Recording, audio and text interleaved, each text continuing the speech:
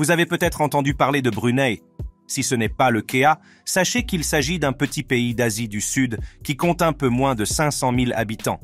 Bien que le pays soit petit, il dispose d'une abondance de richesses qui se chiffrent en milliards, et une famille semble tout contrôler. Brunei est dirigé par une monarchie qui descend du tout premier sultan, au XIVe siècle. Et s'il y a une chose que j'ai apprise, c'est que les sultans aiment leur or.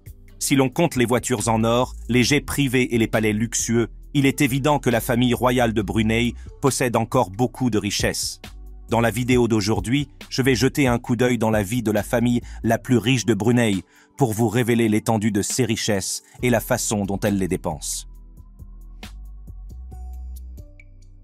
La famille royale la plus riche du Brunei. Actuellement dirigée par le sultan Hassanal Bolkiah Muizzaddin Wadaoula, la famille royale de Brunei fait certainement partie des familles royales les plus riches, avec une valeur nette combinée estimée à au moins 50 milliards de dollars. Il s'agit d'une part importante de la richesse contrôlée par toutes les familles royales immensément riches du monde. Ensemble, ces familles contrôlent un montant estimé à 2400 milliards de dollars. Actuellement, la famille royale de Brunei se compose du sultan lui-même, de son épouse, la reine Saleha, de 12 enfants et de 18 petits-enfants. C'est sans compter les anciennes épouses dont le sultan a divorcé et qu'il a dépouillées de tous leurs titres royaux, ce qu'il a souvent tendance à faire. La personne la plus riche de la famille est bien sûr le sultan lui-même, avec un patrimoine net d'environ 28 milliards de dollars, soit une part non négligeable de la fortune de la famille la plus riche de Brunei. Le monarque est suivi de près par son fils, le prince héritier Al-Muqtaday Billah, qui possède une fortune d'environ 20 milliards de dollars. Lui et son frère, le prince Abdulmatin, sont les seuls membres, avec le sultan, à exercer des fonctions gouvernementales à plein temps dans le pays. Les princes travaillent peut-être à plein temps pour le pays, mais ils ne peuvent guère se comparer à leur père, qui occupe presque tous les postes de pouvoir à Brunei. Il est le premier ministre du pays, le chef du gouvernement, le ministre de la Défense, le commandant suprême des forces armées royales du Brunei, l'inspecteur général de la police et un amiral honoraire de la marine. Il n'est pas difficile de comprendre pourquoi la parole du sultan a force de loi et que ses poches sont profondes. Vous en savez désormais un peu plus sur les princes fortunés et leur fortune, mais qu'en est-il du reste de la famille? Avant d'y jeter un coup d'œil, j'aimerais vous emmener faire un petit voyage dans le temps. Histoire de la famille royale de Brunei. La lignée de la maison Bolkiah remonte au XIVe siècle. Selon certaines sources, la famille descendrait d'un prince occidental devenu sultan. Malheureusement, il n'y a aucun moyen de le savoir avec certitude, car les débuts de l'histoire de Brunei sont en grande partie inconnus et perdus dans le temps. Ce que nous savons, c'est que Muhammad Shah est finalement devenu le sultan de Brunei. Son règne a apporté une grande richesse à la famille royale et au pays, donnant naissance à la dynastie malaise. À cette époque, Brunei s'est développé pour devenir un empire jusqu'à ce qu'il perde ce qu'il avait au profit des puissances coloniales. Aujourd'hui, Hassanal Bolkiah, 29e sultan du Brunei, a transformé le pays et s'est taillé une place parmi les plus riches du monde. Voilà, c'en est assez de l'ennuyeuse leçon d'histoire. Il est maintenant temps de découvrir la vie de chacun des membres de cette famille richissime. En tant que chef de la famille royale de Brunei et du pays, le sultan Hassanal est propriétaire de l'agence d'investissement de Brunei. C'est cette société qui contrôle les vastes finances et investissements du pays, comme la collection Dorchester, un portefeuille d'hôtels de luxe. L'agence contrôle également des biens immobiliers, de l'or, des devises, d'autres hôtels de luxe au Royaume-Uni, l'hôtel Beverly Hills à Los Angeles et d'autres hôtels de luxe encore. Si vous pensez que c'est tout, ce qui s'ajoute à l'immense fortune du sultan, détrompez-vous. En plus de la fortune qu'il tire de l'agence, le sultan gagne 100 $ par seconde grâce aux transactions pétrolières, ce qui représente un total de 2 milliards de dollars par an, raison pour laquelle il a été considéré pendant de nombreuses années comme l'homme le plus riche du monde. Il a occupé cette position jusqu'à ce qu'il soit détrôné par Bill Gates. Avec une telle fortune en main, il n'est pas surprenant que le sultan prenne le temps d'apprécier les bonnes choses de la vie. L'une d'entre elles, pour ce souverain de 76 ans, est de vivre dans l'un des plus grands palais du monde. L'Istana Nurul Iman est un palais de 1788 pièces situé dans la capitale du pays. Il comprend 257 salles de bain, des escaliers mécaniques plaqués or, une salle de banquet pouvant accueillir environ 5000 personnes, un garage de 110 voitures et un garage souterrain supplémentaire de 800 voitures, 5 piscines et une écurie ultramoderne pour ses 200 poneys de polo argentin. Inutile de dire que le palais est sans doute plus grand que le Vatican. D'accord, c'est peut-être un peu exagéré. 200 poneys, c'est beaucoup. Mais je suppose que le sultan prend le polo au sérieux. Vous savez ce qu'on en dit. C'est le sport de la royauté. Bien que de nombreuses pièces du palais soient utilisées à des fins gouvernementales, le sultan réserve plus de 900 pièces à l'usage privé de la famille royale. Outre ce palais époustouflant et record, le sultan possède une maison de 11,2 acres à Las Vegas d'une valeur d'environ 37,5 millions de dollars, un somptueux manoir près de Sunset Boulevard à Beverly Hills, en Californie, d'une valeur de 38 millions de dollars, et la maison St. John's Lodge à Londres qui coûte la somme astronomique de 110 millions de livres, soit plus de 131 millions de dollars. Le sultan ne cache pas sa richesse, et ses dépenses extravagantes ne sont pas critiquées par la presse, car il est le roi. En raison de ses habitudes, beaucoup ont dit en plaisantant que la seule chose que le souverain de Brunei ne peut pas s'offrir, c'est la démocratie. Cette idée n'est pas très farfelue, car le sultan Hassanal Bolkiah peut non seulement s'offrir un palais de 1,5 milliard de dollars, mais aussi une vaste collection de plus de 6000 voitures de luxe. C'est vrai. Le sultan préfère les voitures uniques et est toujours à la recherche de nouveautés. C'est pourquoi il possède sans doute la plus grande et la plus précieuse collection de voitures au monde. Le monarque possède une Rolls-Royce dorée sur mesure et 600 autres Rolls-Royce au prix moyen exorbitant. 550 Mercedes-Benz, 450 Ferrari, 10 McLaren F1, 8 Ferrari F40, 3 Ferrari LaFerraris, une poignée de Bugatti et bien d'autres merveilles automobiles que le grand public n'a pas encore aperçues. La plupart des personnes qui possèdent des collections de voitures aussi magnifiques finissent souvent par les stocker et les traiter comme des trophées. Mais le sultan est tout le contraire. Il est connu pour parcourir les rues avec son frère de temps en temps dans l'une ou l'autre des voitures de sa collection. Pour un homme qui se déplace dans des voitures en or, fabriquées sur mesure et qui peut s'offrir à peu près n'importe quoi, il n'est pas surprenant que le sultan possède une collection de jets privés époustouflants pour ses déplacements sur de longues distances.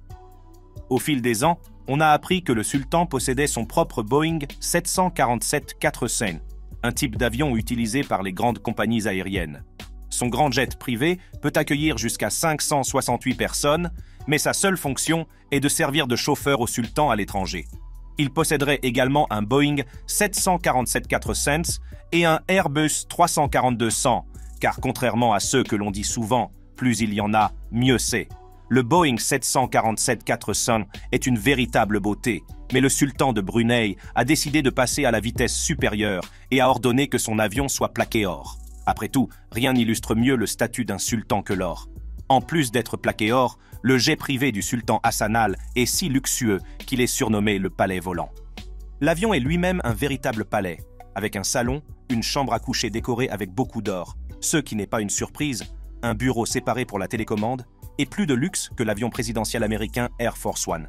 Selon les médias britanniques, l'avion a coûté au sultan la somme astronomique de 400 millions de dollars et l'Airbus A340-200 a apparemment été offert à l'occasion de l'anniversaire de l'une de ses filles.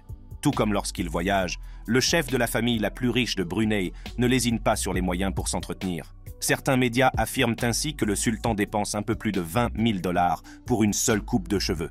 Le sultan ferait venir son coiffeur préféré de l'hôtel Dorchester à Londres chaque fois qu'il a besoin d'une coupe.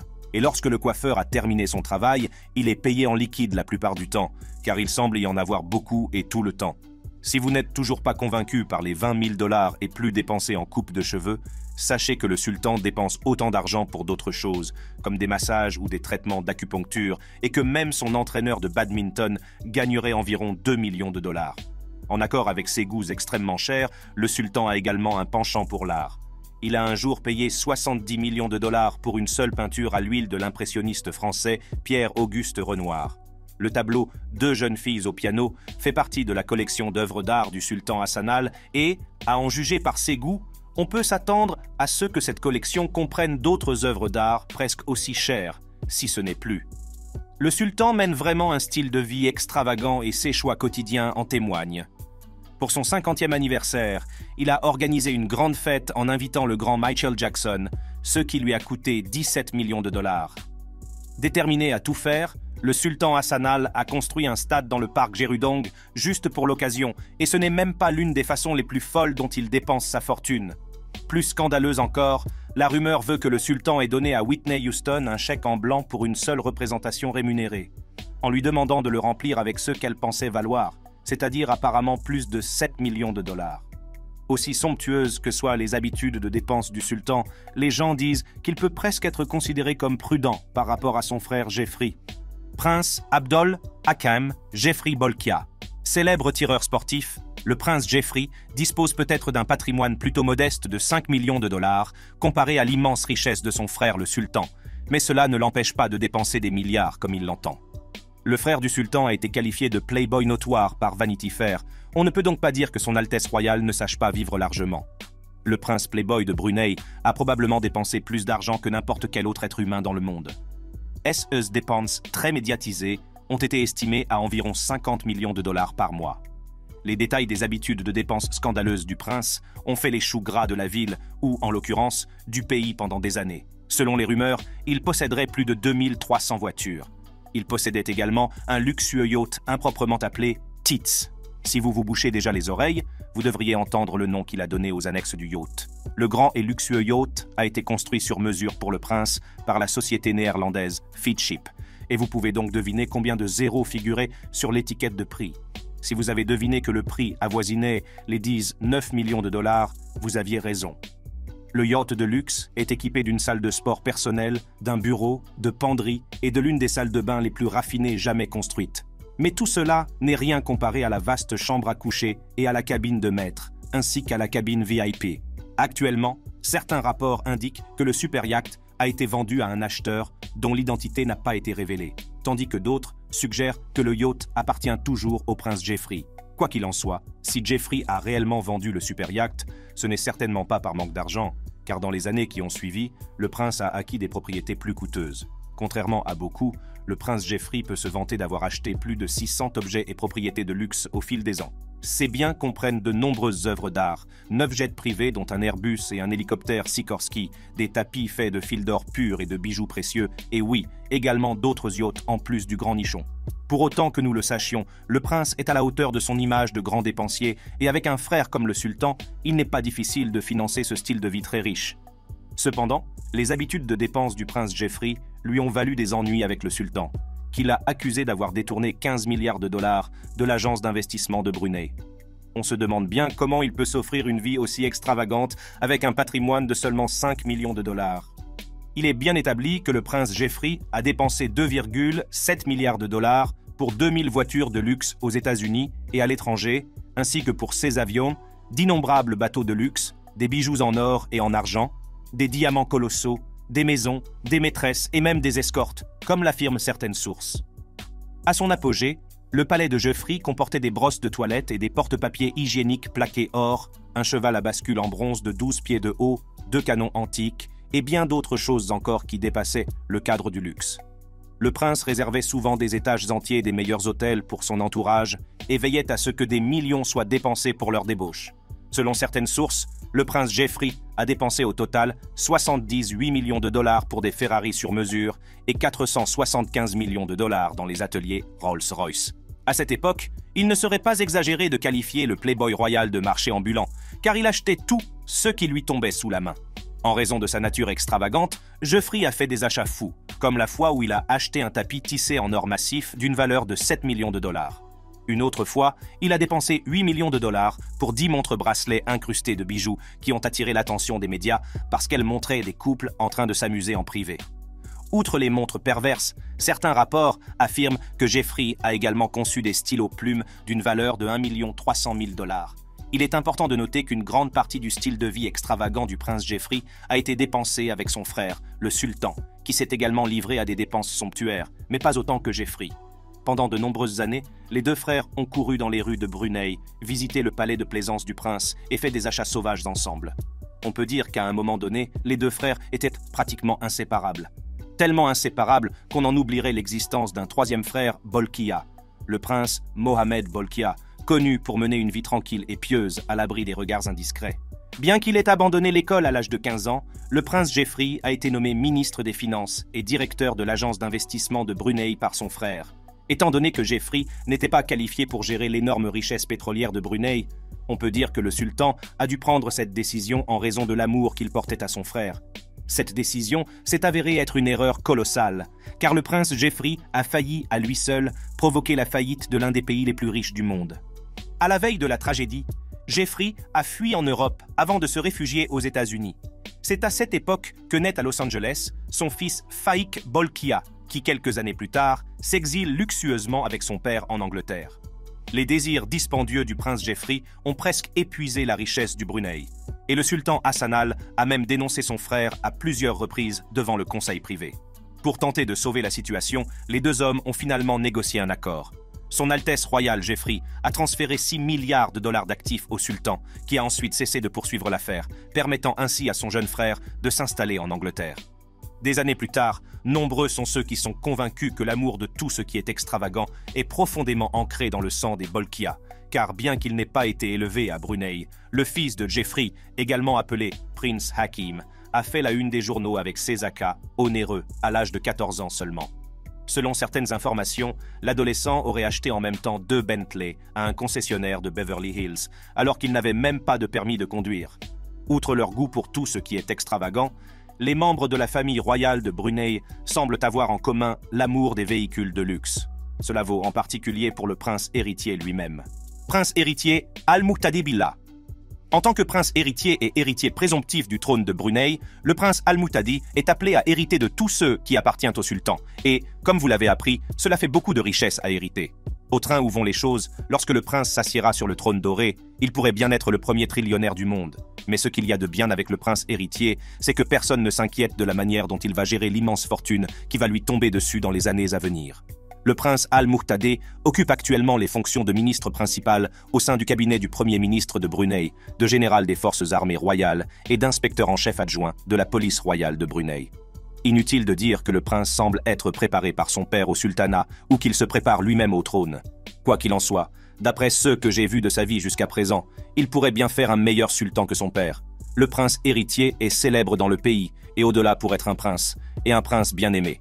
Comme on pouvait s'y attendre, le prince Al-Muqtadi a hérité non seulement des capacités de son père dans le domaine du pouvoir, mais aussi de son penchant pour les belles choses de la vie.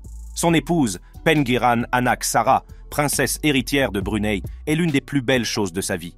Le mariage royal entre ces deux personnes restera probablement pendant un certain temps l'un des événements les plus somptueux d'Asie, et c'est un euphémisme.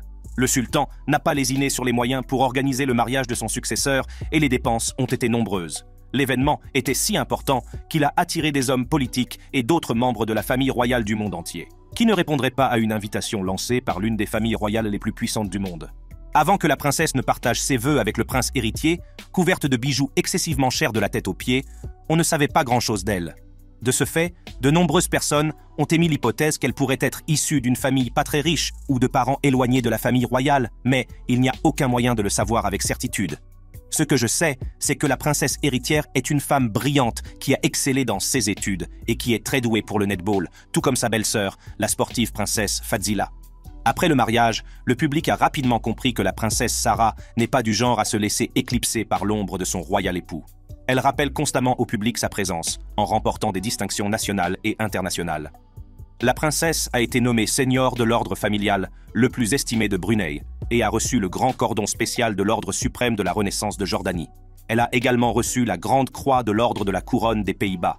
La princesse a acquis une valeur nette d'environ 1 million de dollars uniquement en tant que célébrité professionnelle, mais si l'on tient compte du fait que son mari héritera de milliards de dollars de son père, son Altesse royale pourrait devenir l'une des femmes les plus riches du monde. Malgré sa grande richesse, la princesse Sarah a tendance à rester loin des feux de la rampe la plupart du temps. Elle aime les choses simples comme la musique et le théâtre classique et moderne, ce qui est bien plus modéré que les centres d'intérêt de son mari. En ce qui concerne ses centres d'intérêt, le prince Al-Muqtadi possède de coûteuses voitures de sport du monde entier, à l'instar de son père. Sa collection comprend une Lamborghini Murcielago LP640, une Mercedes-Benz SLR McLaren et une Ferrari 599 GTB Fiorano, toutes des voitures qui peuvent faire des kilomètres tout en coûtant cher. Grand amateur de sport, le prince héritier a participé à plusieurs événements sportifs professionnels.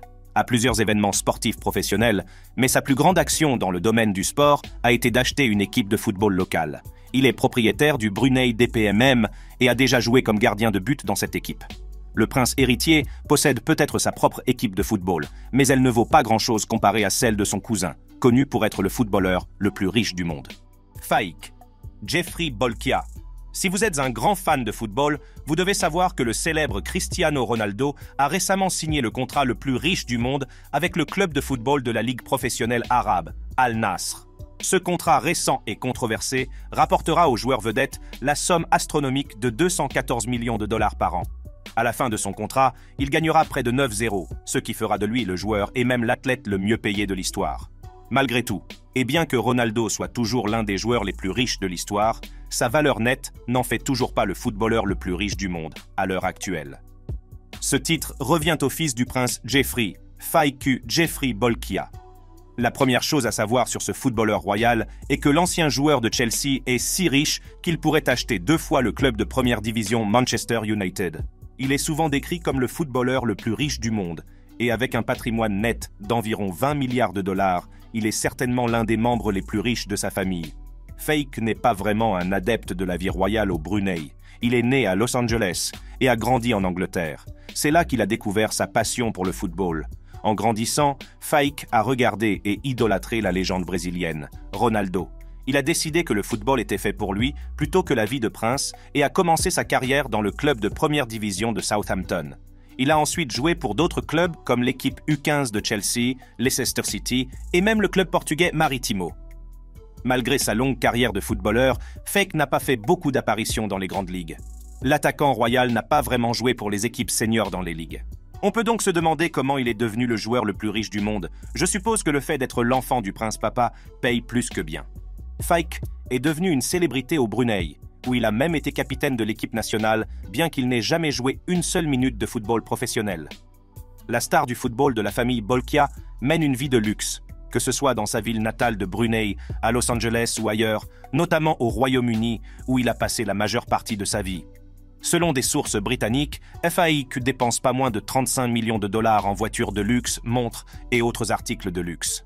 Sa collection de voitures comprend notamment une McLaren F1, une Mercedes plaquée or, une super limousine argentée sur mesure, une Ferrari A40 avec conduite à droite, et la liste est encore longue.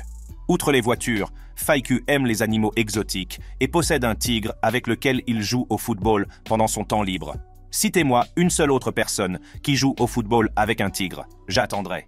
Malgré tout le luxe dont dispose Faïk Bolkiah, on dit qu'il mène un train de vie plutôt modeste. Il vit actuellement dans un appartement de 170 $ par mois à Chonburi, en Thaïlande, et se rend à l'entraînement au volant d'une Toyota Yaris.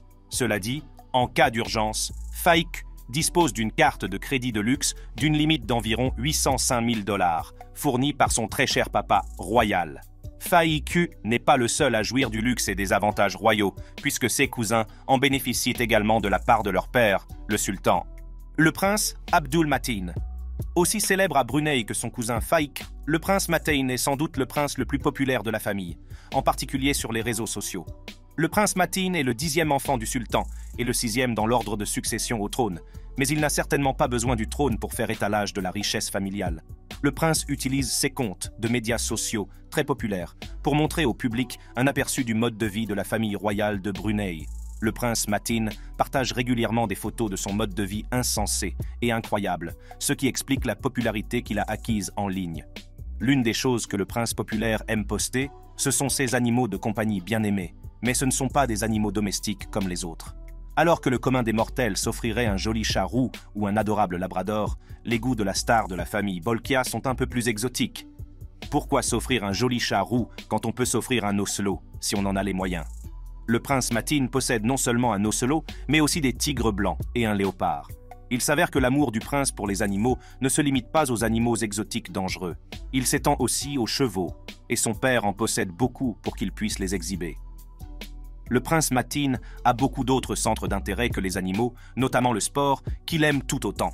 Il fait beaucoup d'équitation et de polo avec les nombreux chevaux des écuries royales. Mais ce n'est pas tout. Le prince est tellement amoureux du sport que l'étendue de ses intérêts sportifs est presque trop longue à énumérer. Il pratique le golf, l'aviron, la boxe, la plongée en apnée, le badminton et le parachutisme, car ce casse-cou royal est amoureux du ciel. Quand le prince Mateen ne fait pas de parachutisme, il a toujours une raison d'y aller, car il est pilote de formation. Il a même reçu l'insigne de l'escadre de la RAF, qui le qualifie comme pilote d'hélicoptère. Vous pouvez être sûr qu'il n'a pas obtenu cela grâce aux relations de la famille royale, et une autre chose pour laquelle il n'a pas eu besoin de sa famille, c'est sa lieutenance dans l'armée royale. L'homme que beaucoup considèrent comme un prince gâté n'a eu aucun mal à escalader des montagnes, à courir toute une journée et à creuser des tranchées pendant 3 jours d'affilée pour obtenir son poste dans l'armée. Il n'est pas étonnant que le prince Mateen soit autant aimé par les habitants de Brunei, tout comme sa belle-mère, la reine. La reine Saleha binti Mohamed Alam. En tant qu'épouse de l'un des monarques les plus riches du monde, la reine Saleha n'est pas étrangère à la vie de luxe. En couple avec le sultan depuis plus de 50 ans, la reine a acquis une grande richesse qui correspond à son statut. Le fait qu'elle vive dans le plus grand palais du monde est une chose. Une autre est que la reine Saleha possède probablement assez de diamants pour ouvrir une exposition. Mais bien qu'elle soit entourée de certains des plus grands luxes du monde, les intérêts de la reine sont un peu plus modérés. La reine de Brunei est une grande amoureuse de la nature. Elle possède un étang à poissons, un parc à oiseaux et un jardin fruitier pour elle seule. La nature n'est cependant pas le seul centre d'intérêt de cette reine, car tout comme certains de ses enfants et de leurs cousins, elle aime faire un peu de sport. Elle joue ou a joué au badminton ainsi qu'à des jeux brunéens comme le konkak et le pasang. Cependant, en tant que reine de Brunei, la reine Saleha n'a pas vraiment le temps de s'adonner à des jeux et à des activités de luxe. Elle passe le plus clair de son temps à la tête de diverses organisations gouvernementales et non gouvernementales du pays.